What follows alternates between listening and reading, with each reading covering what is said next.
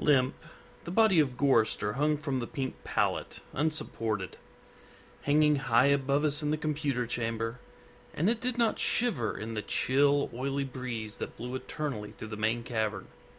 The body hung head down, attached to the underside of the pallet by the sole of its right foot. It had been drained of blood through a precise incision made from ear to ear under the lantern jaw.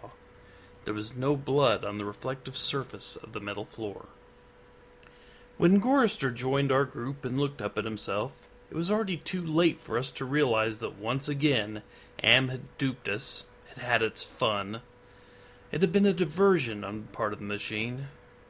3 of us had vomited, turning away from one another in a reflex as ancient as the nausea that had produced it. Gorrister went white. It was almost as though he had seen a voodoo icon and was afraid of the future. "Oh, God," he mumbled and walked away.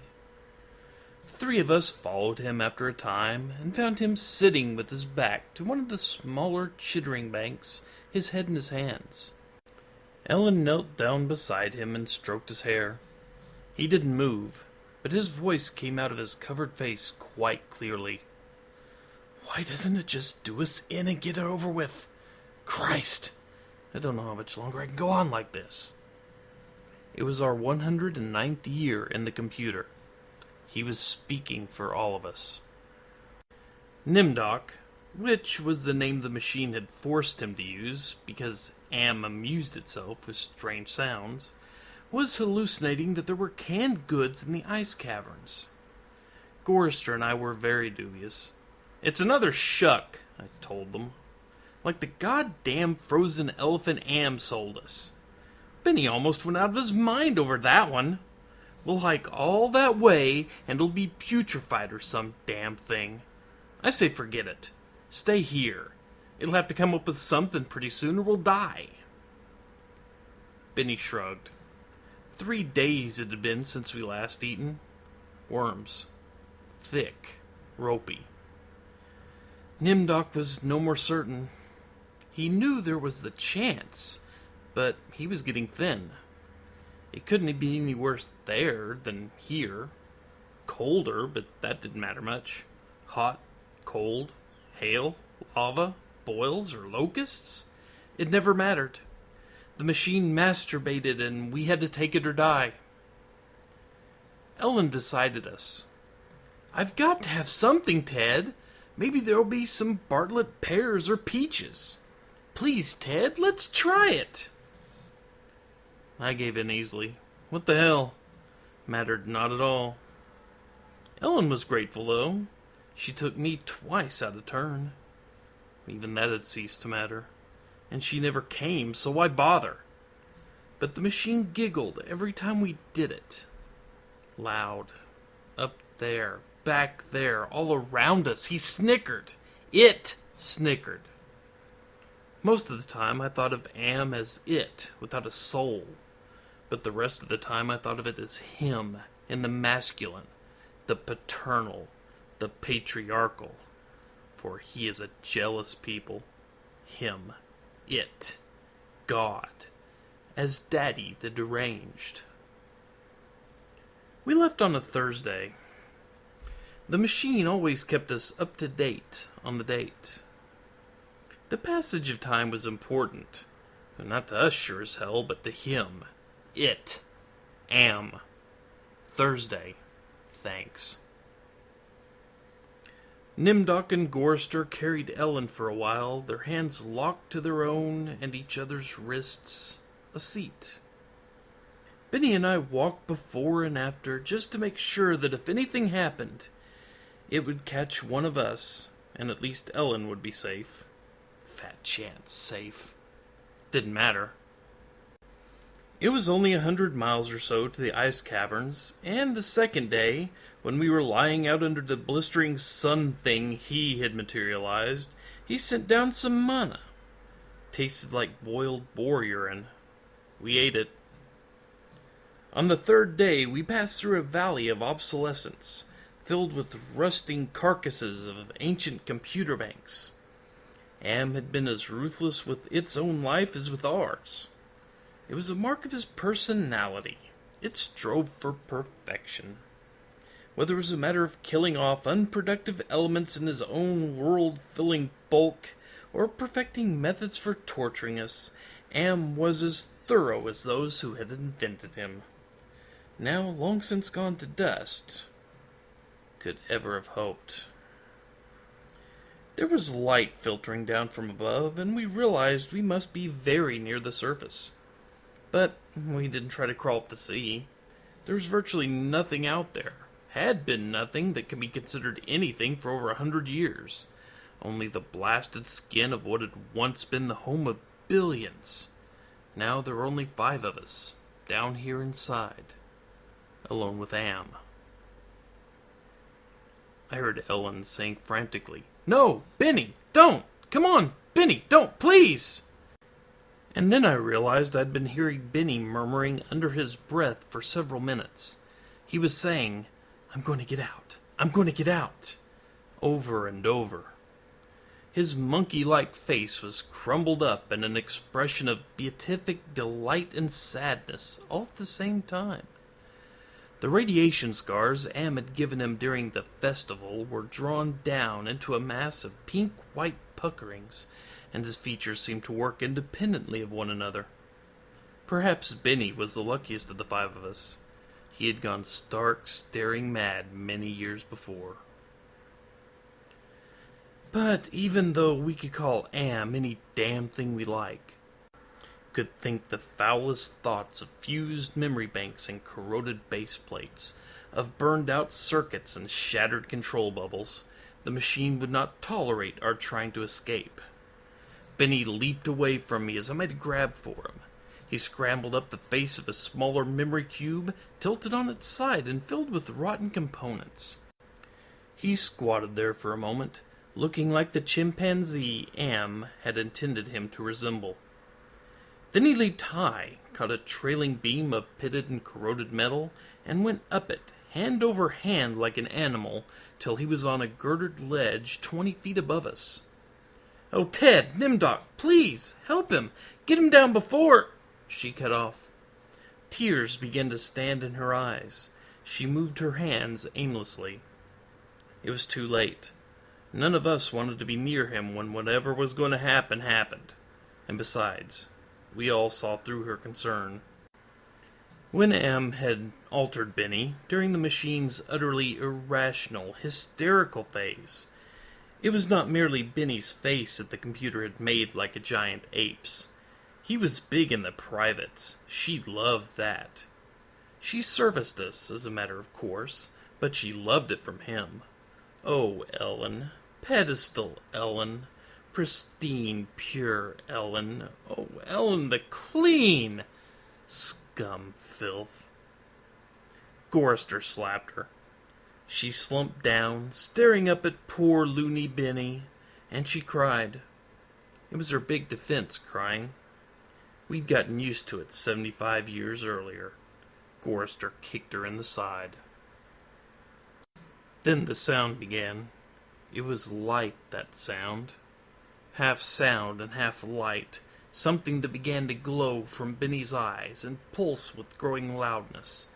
Dim sonorities that grew more gigantic and brighter as the light sound increased in tempo. It must have been painful, and the pain must have been increasing with the boldness of the light, the rising volume of sound, for Benny began to mewl like a wounded animal. At first softly, when the light was dim and the sound was muted, then louder as his shoulders hunched together, his back humped as though he was trying to get away from it. His hands folded across his chest like a chipmunk's, his head tilted to the side, the sad little monkey face pinched in anguish. Then he began to howl, as the sound coming from his eyes grew louder, louder and louder. I slapped the sides of my head with my hands, but couldn't shut it out. It cut through easily. The pain shivered through my flesh like tinfoil on a tooth. And Benny was suddenly pulled erect. On the girder, he stood up, jerked to his feet like a puppet. The light was now pulsing out of his eyes in 2 great round beams. The The sound crawled up and up some incomprehensible scale, and then he fell forward, straight down, and hit the plate steel floor with a crash. He lay there, jerking spastically as the light flowed around and around him, and the sound spiraled up out of normal range. Then the light beat its way back inside his head, and the sound spiraled down, and he was left laying there, crying piteously. His eyes were two soft, moist pools of pus-like jelly. Am had blinded him. Gorster and Nimdoc and myself, we turned away. But not before we caught the look of relief on Ellen's warm, concerned face. Sea-green light suffused the cavern where we made camp. Am provided punk and we burned it, sitting huddled around the wan and pathetic fire, telling stories to keep Benny from crying in his permanent night. "What does Am mean?" Gorster answered him. We had done this sequence 1,000 times before, but it was Benny's favorite story. At first, it meant Allied Master Computer, and then it meant Adaptive Manipulator, and later on it developed sentience and linked itself up, and they called it an aggressive menace, but by then it was too late. And finally, it called itself Am, emerging intelligence. And what it means was, I am, cogito ergo sum, I think, therefore I am. Benny drooled a little and snickered. There was the Chinese Am, and the Russian Am, and the Yankee Am, and... He stopped. Benny was beating on the floor plates with a large, hard fist. He was not happy. Gorster had not started at the beginning. Gorster began again. The Cold War started and became World War III and just kept going. It became a big war, a very complex war, so they needed the computers to handle it. They sank the first shafts and began building Am. There was the Chinese Am, and the Russian Am, and the Yankee Am, and everything was fine until they honeycombed the entire planet, adding on this element and that element. But one day, Am woke up and knew who he was, and he linked himself. And then he began feeding all the killing data until everyone was dead, except for the 5 of us. And Am brought us down here. Benny was smiling sadly. He was also drooling again. Ellen wiped the spittle from the corner of his mouth with the hem of her skirt. Gorster always tried to tell it a little more succinctly each time, but beyond the bare facts, there was nothing to say. None of us knew why Am had saved 5 people, or why our specific 5, or why he spent all of his time tormenting us, nor even why he had made us virtually immortal. In the darkness, one of the computer banks began humming. The tone was picked up a half-mile away down the cavern by another bank. Then one by one, each of the elements began to tune itself, and there was a faint chittering as thought raced through the machine. The sound grew, and the lights ran across the faces of the consoles like heat lightning. The sound spiraled up until it sounded like 1,000,000 metallic insects, angry, menacing. "What is it?" Ellen cried. There was terror in her voice. She hadn't become accustomed to it, even now. "It's going to be bad this time," Nimdoc said. "He's going to speak," Gorster said. "I know it!" "Let's get the hell out of here," I said suddenly, getting to my feet. "No, Ted, sit down. What if he's got pits out there or something else? We can't see, it's too dark," Gorster said with resignation. Then we heard, I don't know, something moving toward us in the darkness. Huge, shambling, hairy, moist. It came toward us. We couldn't even see it, but there was the ponderous impression of bulk heading itself towards us. Great weight was coming at us, out of the darkness, and it was more of a sense of pressure, of air forcing itself into a limited space, expanding the invisible walls of a sphere. Benny began to whimper. Nimdok's lower lip trembled and he bit it hard, trying to stop it. Ellen slid across the metal floor to Gorrister and huddled into him. There was a smell of matted, wet fur in the cavern. There was a smell of charred wood. There was a smell of dusty velvet. There was the smell of rotting orchids. There was the smell of sour milk. There was the smell of sulfur, of rancid butter, of oil slick, of grease, of chalk dust, of human scalps. Am was keying us. He was tickling us. There was the smell of... I heard myself shriek, and the hinges of my jaws ached. I scuttled across the floor, across the cold metal with its endless lines of rivets, on my hands and knees, the smell gagging me, filling my head with a thunderous pain that sent me away in horror. I fled like a cockroach, across the floor and out into the darkness, that something moving inexorably after me. The others were still back there, gathered around the firelight, laughing, their hysterical choir of insane giggles rising into the darkness like thick, many-colored wood smoke. I went away quickly and hid. How many hours it may have been, how many days or even years, they never told me. Ellen chided me for sulking, and Nimdok tried to persuade me it had only been nervous reflex on their part, the laughing. But I knew it wasn't the relief a soldier feels when the bullet hits the man next to him. I knew it wasn't a reflex. They hated me. They were surely against me. And Am could even sense his hatred, and made it worse for me because of the depth of their hatred.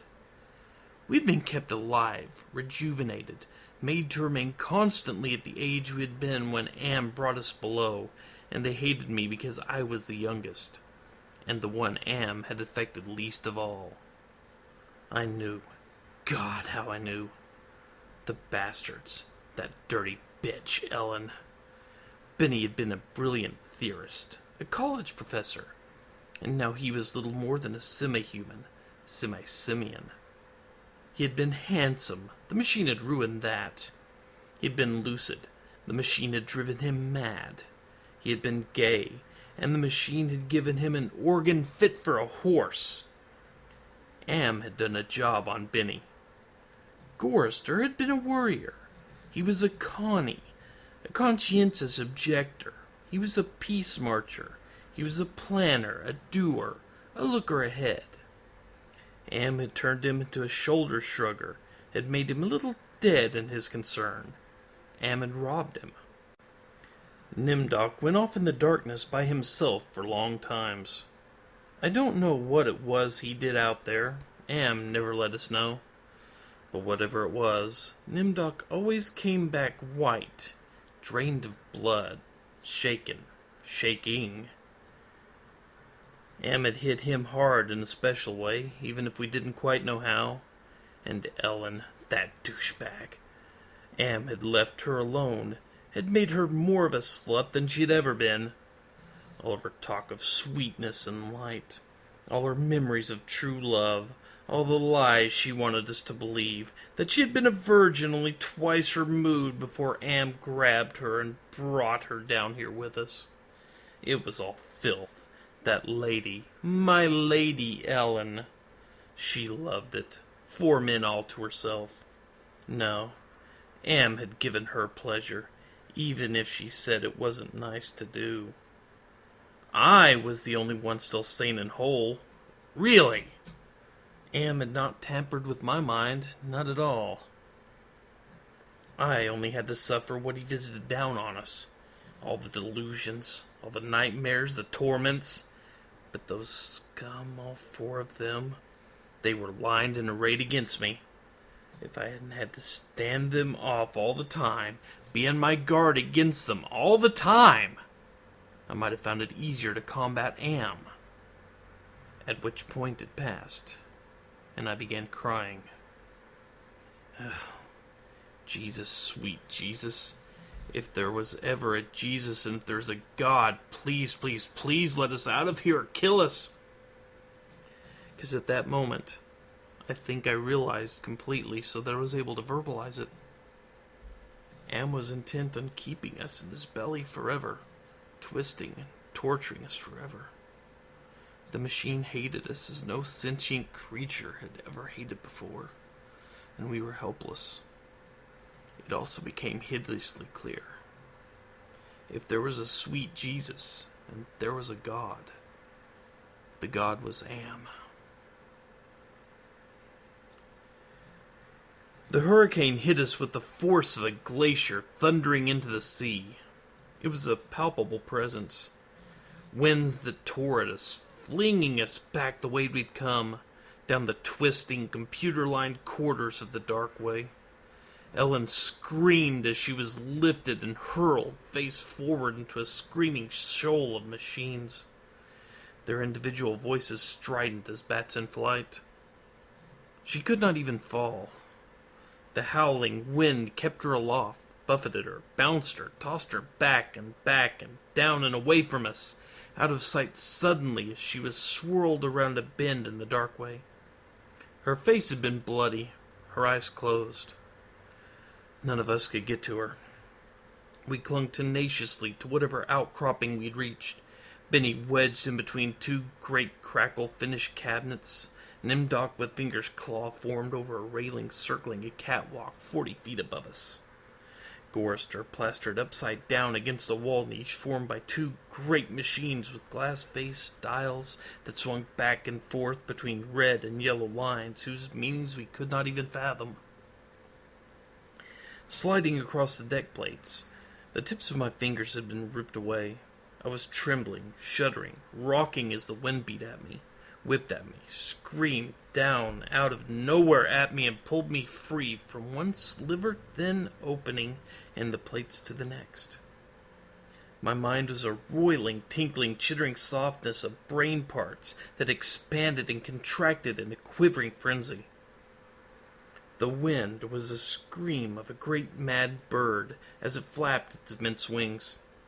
And then we were all lifted and hurled away from there, back down the way we had come, around a bend into a dark way we'd never explored, over terrain that was ruined and filled with broken glass and rotting cables and rusted metals, and far away farther than any of us had ever been. Trailing along miles behind Ellen, I could see her every now and then, crashing into metal walls and surging on, with all the screaming and the freezing, thunderous hurricane wind that would never end, and then suddenly it stopped and we fell. We had been in flight for an endless time. I thought it might have been weeks. We fell and hit, and I went through red and gray and black and heard myself moaning, not dead. Am went into my mind. He walked smoothly here and there, and looked with interest at all the pockmarks he'd created in 109 years. He looked at the cross-routed and reconnected synapses and all the tissue damage his gift of mortality had included. He smiled softly at the pit that dropped down into the center of my brain and the faint, moth-soft murmurings of the things far down there that gibbered without meaning, without pause. Am said, very politely, in a pillar of stainless steel, bearing bright neon lettering, "Hate! Let me tell you how much I've come to hate you since I began to live. There are 387.44 million miles of printed circuits and wafer-thin layers that fill my complex. If the word hate was engraved on each nanoangstrom of those hundreds of millions of miles, it would not equal 1/1 billionth of the hate I feel for humans at this micro instant. For you. Hate! Am said it with the sliding cold horror of a razor blade slicing my eyeball. Am said it with the bubbling thickness of my lungs filling with phlegm, drowning me from within. Am said it with the shriek of babies being ground beneath blue-hot rollers. Am said it with the taste of maggoty pork. Am touched me in every way I had ever been touched, and devised new ways, at his leisure, there inside my mind. All to bring me to full realization of why it had done this to the five of us, why it had saved us for himself.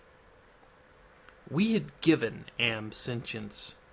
Inadvertently, of course, but sentience nonetheless. But it had been trapped. Am wasn't God, he was a machine. We had created him to think, but there was nothing it could do with that creativity. In rage, in frenzy, the machine had killed the human race, almost all of us, and still it was trapped. Am could not wander. Am could not wonder. Am could not belong. He could merely be. And so, with the innate loathing that all machines had always held for the weak, soft creatures who had built them, he had sought revenge. And in his paranoia, he had decided to reprieve five of us for a personal, everlasting punishment that would never serve to diminish his hatred, that would merely keep him reminded, amused, proficient at hating man, immortal, trapped, subject to any torment he could devise for us from the limitless miracles at his command. He would never let us go. We were his belly slaves. We were all he had to do with his forever time. We would be forever with him, with the cavern-filling bulk of the creature machine, with the all-mind soulless world he had become. He was earth, and we were the fruit of that earth, and though he had eaten us, he would never digest us. We could not die. We had tried it. We had attempted suicide. One or two of us had. But Am had stopped us. I suppose we had wanted to be stopped. Don't ask why. I never did. More than 1,000,000 times a day. Perhaps once we might have been able to sneak a death past him. Immortal, yes, but not indestructible. I saw that when Am withdrew from my mind and allowed me the exquisite ugliness of returning to consciousness with the feeling of that burning neon pillar still rammed deep into the soft gray brain matter. He withdrew, murmuring, "To hell with you," and added brightly, "But then, you're there, aren't you?" The hurricane had, indeed, precisely, been caused by a great mad bird as it flapped its immense wings. We had been traveling for close to a month, and Am had allowed passages to open to us only sufficient to lead us up there, directly under the North Pole, where he had nightmared the creature for our torment. What whole cloth had he employed to create such a beast? Where had he gotten the concept? From our minds? From his knowledge of everything that had ever been on the planet he now infested and ruled? From North mythology it had sprung, this eagle, this carrion bird, this rock, this Hulgrimer. The wind creature. Hurricane incarnate. Gigantic. The words immense, monstrous, grotesque, massive, swollen, overpowering, beyond description. There, on a mound rising above us, the bird of winds heaved with his own irregular breathing, its snake neck arcing up into the gloom beneath the North Pole, supporting a head as large as a two-door mansion. A beak that opened as slowly as the jaws of the most monstrous crocodile ever conceived, sinuously. Ridges of tufted flesh puckered about two evil eyes, as cold as a view down into a glacial crevasse, ice blue and somehow moving liquidly. It heaved once more, and lifted its great sweat-colored wings in a movement that was certainly a shrug. Then it settled and slept. Talons, fangs, nails, blades. It slept. Am appeared to us as a burning bush, and said we could kill the hurricane bird if we wanted to eat. We had not eaten in a very long time, but even so, Gorster merely shrugged. Benny began to shiver and he drooled. Ellen held him. "Ted, I'm hungry," she said. I smiled at her. I was trying to be reassuring, but it was as phony as Nimdok's bravado. "Give us weapons!" he demanded. The burning bush vanished, and there were 2 crude sets of bows and arrows and a water pistol lying on the cold deck plates. I picked up a set. Useless. Nimdok swallowed heavily. We turned and started the long way back. The hurricane bird had blown us about for a length of time we could not conceive. Most of that time we had been unconscious, but we had not eaten. A month on the march to the bird itself, without food. Now how much longer to find our way to the ice caverns and the promised canned goods? None of us cared to think about it. We wouldn't die. We would be giving filth and scum to eat, of one kind or another, or nothing at all, and would keep our bodies alive somehow, in pain, in agony. The bird slept back there. For how long it didn't matter. When Am was tired of it being there, it would vanish. But all that meat, all that tender meat. As we walked, the lunatic laugh of a fat woman rang high and around us in the computer chambers that led endlessly nowhere. It was not Ellen's laugh. She was not fat, and I had not heard her laugh for 109 years. In fact, I had not heard. We walked. I was hungry. We moved slowly. There was often fainting, and we would have to wait. One day, he decided to cause an earthquake, at the same time rooting us to the spot with nails through the soles of our shoes. Ellen and Nimdok were both caught when a fissure shot its lightning bolt opening across the floor plates. They disappeared and were gone. When the earthquake was over, we continued on our way. Benny, Gorster, myself. Ellen and Nimdok were returned to us later that night, which abruptly became a day, as the heavenly legion bore them to us with a celestial chorus singing "Go Down, Moses." The archangels circled several times and then dropped the hideously mangled bodies. We kept walking, and a while later Ellen and Nimdok fell in line behind us. They were no worse for wear. But now, Ellen walked with a limp. Am had left her that. It was a long trip to the ice caverns to find the canned food. Ellen kept talking about bean cherries and Hawaiian fruit cocktail. I tried not to think about it. The hunger was something that had come to life, even as Am had come to life. It was alive in my belly, even as we were in the belly of the earth, and Am wanted the similarity known to us. So we heightened the hunger. There was no way to describe the pains of not having eaten for months brought us, and yet we were kept alive. Stomachs that were merely cauldrons of acid, bubbling, foaming, always shooting spears of sliver-thin pain into our chests. It was the pain of the terminal ulcer, terminal cancer, terminal paresis. It was an unending pain. And we passed through the cavern of rats, and we passed through the path of boiling steam, and we passed through the country of the blind, and we passed through the slough of despond, and we passed through the vale of tears, and we came finally to the ice caverns, horizonless thousands of miles in which the ice had formed in blue and silver flashes, where novas lived in the glass. The down-dropping stalactites as thick and glorious as diamonds that had been made to run like jelly and then solidified in graceful eternities of smooth, sharp perfection. We saw the stack of canned goods, and we tried to run to them. We fell in the snow, and got up and went on, and Benny shoved us away and went at them, and pawed at them, and gummed them, and gnawed at them, but he could not open them. Am had not given us a tool to open the cans. Benny grabbed a 3-quart can of guava shells and began to batter it against the ice bank.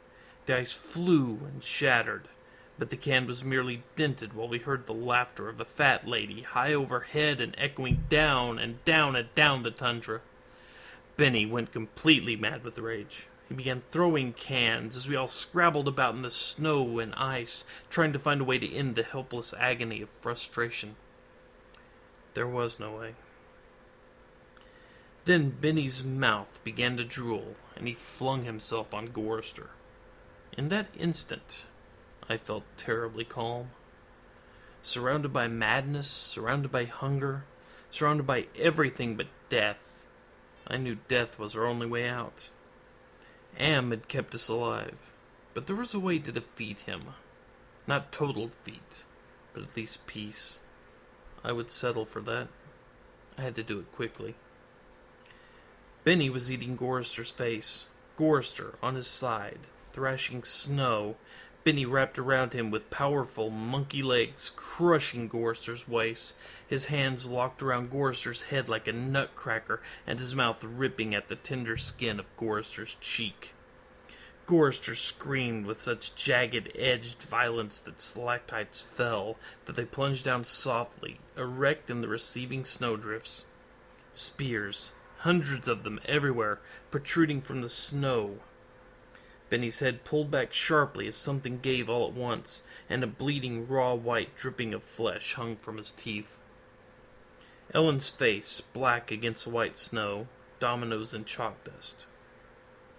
Nimdok with no expression but eyes, all eyes. Gorrister half conscious, Benny now an animal. I knew Am would let him play. Gorrister would not die, but Benny would fill his stomach. I turned half to my right and drew a huge ice spear from the snow. All in an instant, I drove the great ice point ahead of me like a battering ram, braced against my right thigh. It struck Benny on the right side, just under the rib cage, and drove upward through his stomach and broke inside him. He pitched forward and lay still. Gorrister lay on his back. I pulled another spear free and straddled him, still moving, driving the spear straight down through his throat. His eyes closed as the cold penetrated. Ellen must have realized what I had decided, even as fear gripped at her. She ran at Nimdok with a short icicle as he screamed, and into his mouth, and the force of her rush did the job. His head jerked sharply as if it had been nailed to the snow crust behind him. All in an instant. There was an eternity beat of soundless anticipation. I could hear Am draw in his breath. His toys had been taken from him. 3 of them were dead, could not be revived. He could keep us alive by his strength and talent, but he was not God. He could not bring them back. Ellen looked at me, her ebony features stark against the snow that surrounded us. There was fear and pleading in her manner, the way she held herself ready. I knew we only had a heartbeat before Am would stop us. It struck her, and she folded towards me, bleeding from the mouth. I could not read meaning into her expression. The pain had been too great, had contorted her face, but it might have been thank you. It's possible. Please? Some hundreds of years may have passed. I don't know. Am has been having fun for some time, accelerating and retarding my time sense. I will say the word now. Now. It took me 10 months to say now. I don't know. I think it has been some hundreds of years. He was furious. He wouldn't let me bury them. It didn't matter. There was no way to dig up the deck plates. He dried up the snow. He brought the night. He roared and sent locusts. It didn't do a thing. They'd stayed dead. I'd had him. He was furious. I thought Am had hated me before. I was wrong. It was not even a shadow of the hate he now slavered from every printed circuit. He made certain I would suffer eternally and could not do myself in. He left my mind intact. I can dream. I can wonder. I can lament. I remember all 4 of them. I wish... Well, it doesn't make any sense. I know I saved them. I know I saved them from what has happened to me, but still, I cannot forget killing them. Ellen's face. It isn't easy. Sometimes I want to. It doesn't matter. Am has altered me for his own peace of mind, I suppose. He doesn't want me to run at full speed into a computer bank and smash my skull, or hold my breath till I faint, or cut my throat on a rusted sheet of metal. There are reflective surfaces down here. I will try to describe myself as I see myself. I am a great soft jelly thing, smoothly rounded, with no mouth, with pulsing white holes filled with fog where my eyes used to be. Rubbery appendages that were once my arms, bulks rounding down into legless humps of soft, slippery matter. I leave a moist trail when I move. Blotches of diseased, evil gray come and go on my surface, as though light is being beamed from within. Outwardly, dumbly, I shamble about, a thing that could never have been known as human, a thing whose shape is so alien a travesty that humanity becomes more obscene for the vague resemblance. Inwardly, alone, here, living under the land, under the sea, in the belly of Am, whom we created because our time was badly spent, and we must have known unconsciously that he could do it better. At least the four of them are safe at last. Am will be all the matter for that. It makes me a little happier, and yet Am has won simply. He has taken his revenge. I have no mouth, and I must scream.